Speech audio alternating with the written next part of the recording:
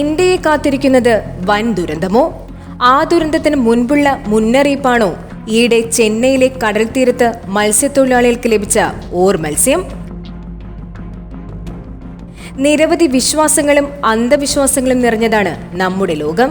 അത്തരം വിശ്വാസങ്ങളിലൊന്നാണ് ദുരന്തത്തിന് മുന്നോടിയായുള്ള മത്സ്യത്തിന്റെ സാന്നിധ്യം. ഈയിടെ ചെന്നൈയിലെ തമിഴ്നാട് തീരത്ത് മത്സ്യത്തൊഴിലാളികളുടെ വലയിൽ മത്സ്യം കുടുങ്ങിയിരുന്നു. കടലിനടിയിൽ നിന്നും 350 മീറ്റർ മുതൽ 3000 മീറ്റർ വരെ ആഴത്തിൽ കഴിയുന്ന മത്സ്യം തീരപ്രദേശങ്ങൾക്ക് സമീപത്തെത്തുന്നത് സുനാമി പോലുള്ള പ്രകൃതി ദുരന്തങ്ങൾക്ക് മുന്നോടിയാണെന്നാണ് വിശ്വാസം. ഡൂംസ്ഡേ ഫിഷ് അഥവാ അന്ത്യനാൾ മത്സ്യം എന്നറിയപ്പെടുന്ന ഈ മത്സ്യം 30 അടി വരെ നീളം വയ്ക്കാവുന്ന ഒരു റിബൺ പോലുള്ള ജീവിയാണ്.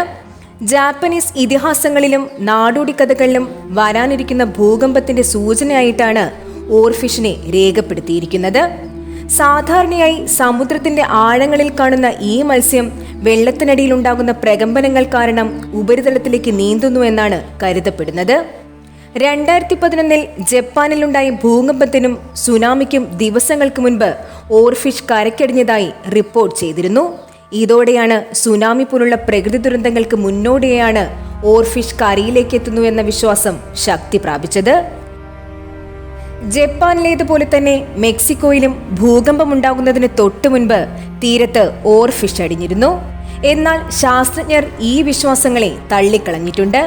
ഭൂകമ്പങ്ങളോ മറ്റു പ്രകൃതി ദുരന്തങ്ങളോ തെളിയിക്കാൻ ഫിഷിന് കഴിയില്ലെന്നും ആഴക്കടലിലെ ആവാസ വ്യവസ്ഥയിൽ ഉണ്ടാകുന്ന വ്യതിയാനങ്ങളോ ചുറ്റുപാടുകളിലെ അസ്വസ്ഥതകളോ കാരണമാണ് ഫിഷ് ഉപരിതലത്തിലേക്ക് എത്തുന്നതുമെന്നാണ് ശാസ്ത്രജ്ഞരുടെ അഭിപ്രായം.